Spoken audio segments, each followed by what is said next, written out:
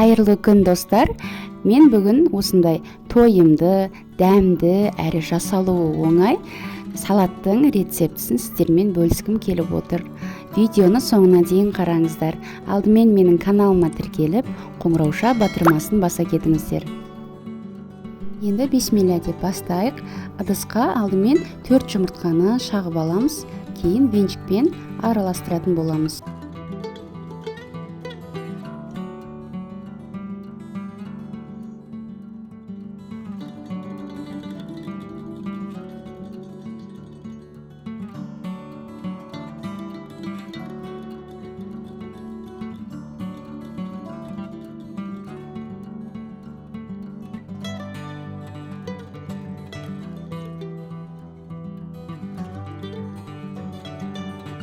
Табамызды қыздырып, жұмыртқамызды құйып, екі бетін қызартып пісіреміз. Мінеки жұмыртқаларды пісіріп алдым. Енді видеода көрсетілгендей етіп орап, рулет секілді етіп пышақпен осылайша ұзынша етіп турап шығамыз.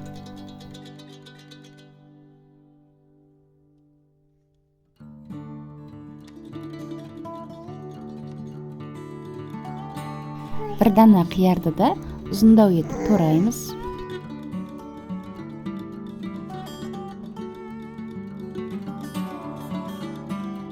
Алдын ала қайнатылған тауық етін турап аламыз. Болмаса, дүкендегі дайын копченый тауықты да қолдансаңыздар болады.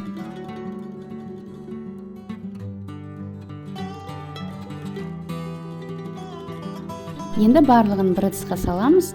Жұмыртқамызды және де туралған қияр, тауық етін, оның үстіне жүгері және де татымына қарай тұз саламыз.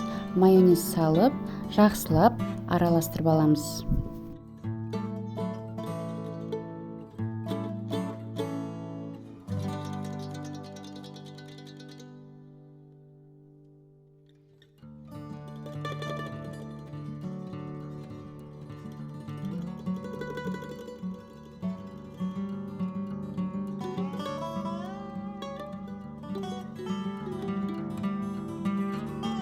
Үйдегі өзіңіз ұнатқан бір әдемі тәрелкелерге салатты осылайша салып, дастарханға қойсаңыздар, дастарханның сәнін келтіретін, әрі келген қонақтарға ұнайтын салат болады деп айта аламын.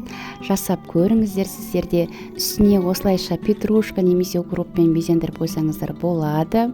Менің каналыма тіркеліп, қоңыраушаны баса кетіңіздер. Назарларыңызға үлкен рахмет. Сіздермен бірге болған Айгерім.